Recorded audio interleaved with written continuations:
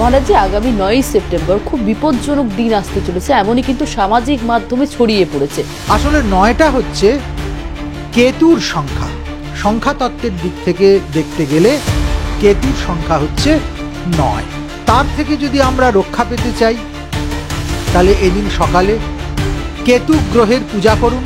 কেতুর প্রভাব আপনার কোনো ক্ষতি তো করতে পারবেই না, উল্টে এদিন কেতুর কৃপায়, মা ধূমাবতীর কৃপায় আপনার সমস্ত শত্রু নাশ হয়ে যাবে। কর্মহীন হয়ে যত ঘরে কুণ্ডলী পাকিয়ে বসে থাকবেন, তত 9 তারিখ কেন 9 9 18 3 9 27 হয়ে আপনার সর্বনাশ হয়ে যাবে। মহারাজ, আগামী 9ই সেপ্টেম্বর খুব বিপজ্জনক দিন আসতে চলেছে, এমনই কিন্তু সামাজিক মাধ্যমে ছড়িয়ে পড়েছে। সত্যি কি 9ই সেপ্টেম্বর খুব বিপজ্জনক দিন? সংখ্যাতত্ত্বের দিক থেকে দেখতে গেলে 9ই সেপ্টেম্বর 2025 এই অবধি বলতে হবে, তাহলে কিন্তু আমরা সংখ্যাতত্ত্বের বিষয়টা পুরোপুরি ধরতে পারবো। 9ই সেপ্টেম্বর তার মানে 9 9, আর 2025 যদি আমি যুক্ত করি 2 2 25, 2025কে যদি আমরা যুক্ত করি তাহলে কি দাঁড়াবে?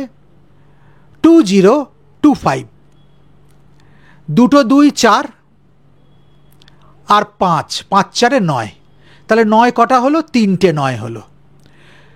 এই কারণেই আমরা যারা আতঙ্কিত হচ্ছি তারা 9 সেপ্টেম্বর নিয়ে এত ভাবনা করছি।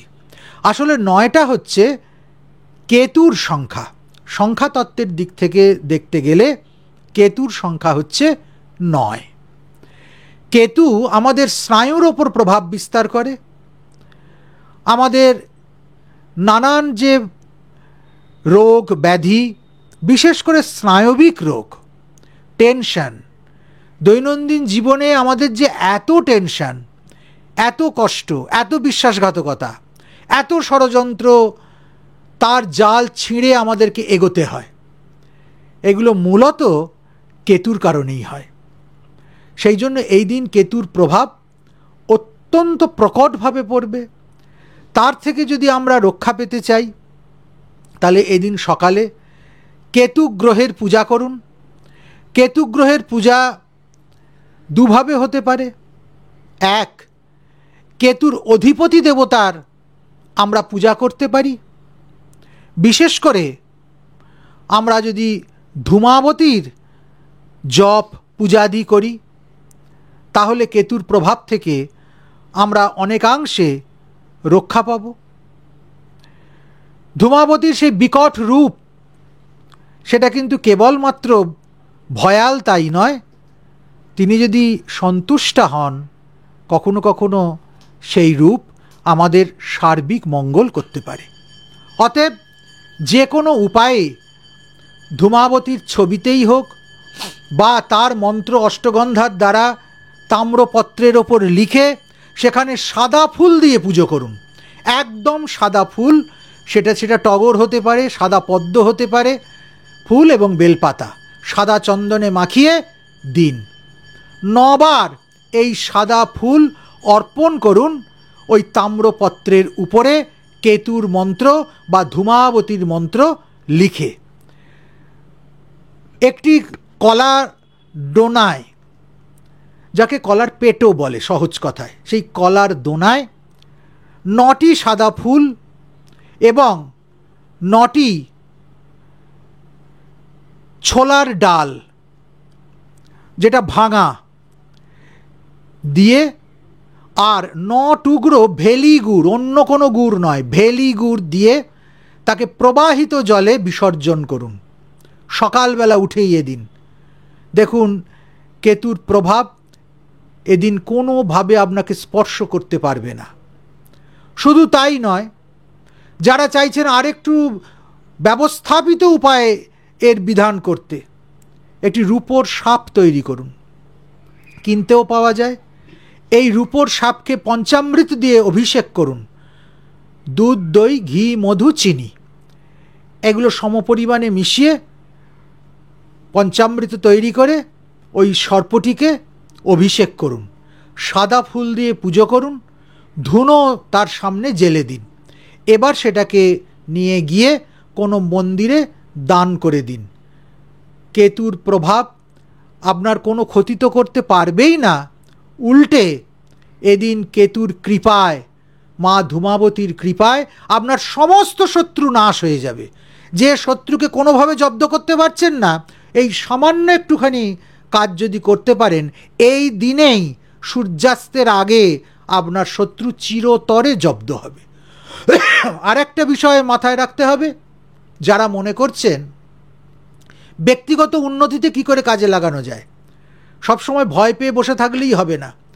এই ডেটটাকে আমি ভয়কে ঠিক ঘুরিয়ে জয় করব। কি করে করতে পারেন? 7 মুঠো ধান সংগ্রহ করুন। 7 মুঠো, আপনার নিজের ডান হাতের মুঠোর 7 মুঠো ধান একটি কলা পাতার উপরে দিন, তাতে 9টা কড়ি দিন, আর 1 টুকরো রূপো বা একটা ছোট রূপোর কয়েন দিন। এটা নিয়ে গিয়ে কোনো অন্ধ বা খোঁড়া বা বোবা, সহজ কথায় দিব্যাঙ্গ বা বিকলাঙ্গ কাউকে দিয়ে দিন, সে ছেলে মেয়ে যাই হোক না কেন, দিয়ে সেখান থেকে ফিরে আসুন। 3 দিন আর তার মুখ দর্শন করবেন না। দেখুন, আপনি যা দিয়ে আসলেন 10 গুণ হয়ে আপনার ঘরে তা ফিরে আসবে। আপনার মানসিক শান্তি হবে, আর্থিক কল্যাণ হবে এবং পরস্পরের সম্পর্কের মধ্যে মধুরতা আসবে। সেই পারস্পরিক সম্পর্ক পিতা পুত্রের হতে পারে, প্রেমিক প্রেমিকার হতে পারে, মা বাবার হতে পারে, যে কোনো সম্পর্ক, পারস্পরিক সম্পর্কের মধ্যে মধুরতা আসবে। এইভাবে পালন করুন 9 তারিখ, আর মন ভরে ইষ্ট মন্ত্র জপ করুন। কোনো ভয়ের কিচ্ছু নেই। মহারাজজি, বারবার একটা জিনিস আতঙ্কিত করার চেষ্টা করা হচ্ছে সামাজিক মাধ্যমে, বিভিন্ন জ্যোতিষ থেকে শুরু করে বিভিন্ন মাধ্যম থেকে বলা হচ্ছে যে 9 তারিখ যতটা পারবেন বাইরেই বেরোবেন না। এটা কি ঠিক? একদম বাইরেই থাকুন, কর্মের জগতের মধ্যে থাকুন, তাহলে উল্টো পাল্টা চিন্তা মাথায় আসবে না। কর্মহীন হয়ে যত ঘরে কুণ্ডলি পাকিয়ে বসে থাকবেন, তত 9 তারিখ কেন, 9 9 18, 3 9 27 হয়ে আপনার সর্বনাশ হয়ে যাবে। অতএব যারা ভয় দেখাচ্ছে তাদের ভয়ে ভয়ে পাবেন না। আপনার স্বাভাবিক জীবন বজায় রাখুন, আর যেটুকু আমি বলে দিলাম ওইটুকু করুন। দেখুন 10 তারিখে আবার ফোন করে জানাবেন আপনার 9 তারিখ কেমন গেল। আরো ভালো ভালো খবর দেখতে সাবস্ক্রাইব করুন বাংলা হান্টের ইউটিউব চ্যানেল। বাংলা হান্টের আরো খবর দেখতে নজর রাখুন।